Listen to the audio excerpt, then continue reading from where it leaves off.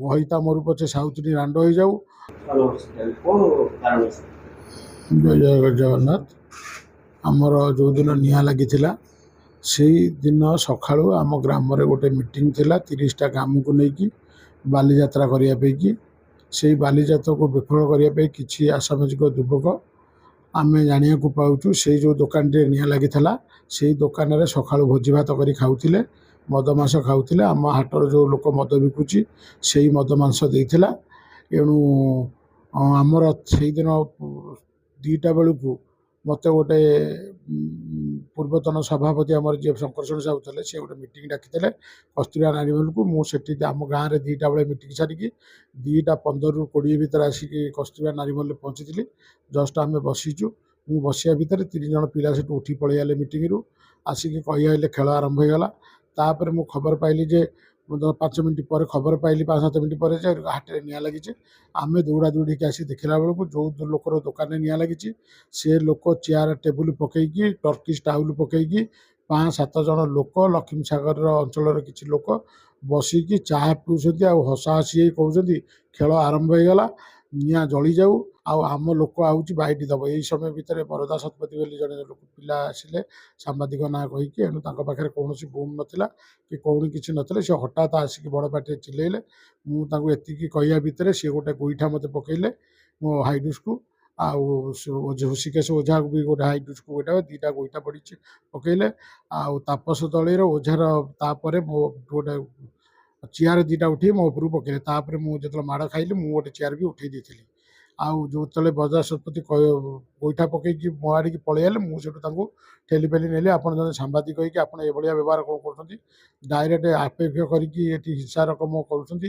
ଜଣେ ପିଟାପିଟି ହେବା ଦୋଷରା, ଜଣେ ହିଂସା ଉସ୍କେଇବା ଦୋଷରା। ଆପଣ କାହିଁକି କବିରାଜ ପାଇଁ ପୋଡ଼ି ଦେଇଛନ୍ତି? କବିରାଜ ଯାହା ଦୋକାନ ପୋଡ଼ିଯାଇଛି, ଘର ପୋଡ଼ିଛି, ତାରି ଘର ଭିତରୁ ରୋଷେଇ ଘରୁ ନିଆଁ ଲାଗିଛି, ସେଠି CCTV ଅଛି, ସବୁ ଜିନିଷ ଅଛି, ଦେଖା ଦେଖି ହେବ।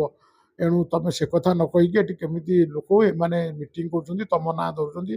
ତମକୁ ଯେଉଁ ଲୋକ ଫୋନ୍ କଲା ସେ ନମ୍ବର କେତେ ନମ୍ବର, ତମେ କାହିଁକି ଏଠି କହୁଛ? ତାହେଲେ ତମେ କ'ଣ ପାଇଁ ଯାଇଥିଲ? ବାହାର ଲୋକ କହିଛନ୍ତି ନା ଏଇ ହୃଷିକେଶ ଓଝା ତାପସ ଦଳେଇ ଓଝାରୁ ତମ ଫୋନ୍କୁ ଯାଇଛି, ଆପଣ ଫୋନ୍ ଇଏ କରୁ ନା ତୁ କିଏ କହିକି ମୋ ସେଥିରେ ଜିନିଷ ହେଲା। ଲୋକ ତାଙ୍କ ସେଥିରେ ପେଲା ଠେଲା କଲେ। ମୁଁ ତାଙ୍କୁ କହିଥିଲି ଆପଣ ପଳାଉ। ଏତିକି ଭିତରେ ପୋଲିସ ଆସି ପହଞ୍ଚିଲେ। ପୋଲିସ ତାଙ୍କୁ ନିଜେ ନେଇକି ଗଲେ, ମୋତେ ବି ନେଇ ମୋ ଅଫିସରେ ବସେଇଲେ।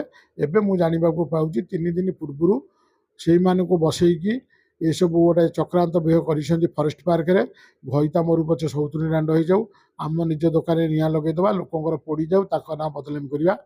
ତାପରେ ଆମେ ଜାଣିବାକୁ ଚାହୁଁଛୁ ଯେଉଁ ଲୋକଟିକି ଫୋନ୍ କଲା ଏଠୁ ଆମର କସ୍ତୁରିବା ନାରୀ ମହଲକୁ ସେ 3 ଜଣ ଉଠି ଆଇଲେ, ସେ ଲୋକଟି କିଏ ତା ଫୋନ୍କୁ ବି ରେକର୍ଡ଼ କରାଯାଉ।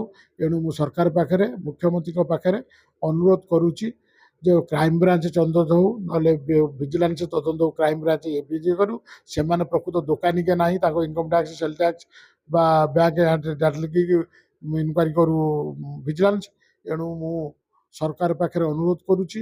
ମୁଁ ଏଠୁ ଭଲ ଏବେ ମେଡ଼ିକାଲରେ ତ ଅଛି, ମୋତେ ଯେତେବେଳେ ଡିସଚାର୍ଜ ହେବ ସେତେବେଳେ ମୁଁ ଯାଇକି ଗୋଟେ ମିଟିଂ ଡାକିବି। ଏଣୁ ସମସ୍ତ ବସ୍ତି ବାସିନ୍ଦା 1 ନମ୍ବର ବାସିନ୍ଦା ସମସ୍ତେ ଆସି ସେଠି ମୋତେ ଦେଖା କରିକି ଯାଉଛନ୍ତି। ଏଣୁ ସମସ୍ତେ ଜଣାଉଛନ୍ତି ଯେ ଆମେ ଗୋଟେ ବନ୍ଦ ଡାକରା ଦେବା ସରକାରକୁ ଜଣେଇକି।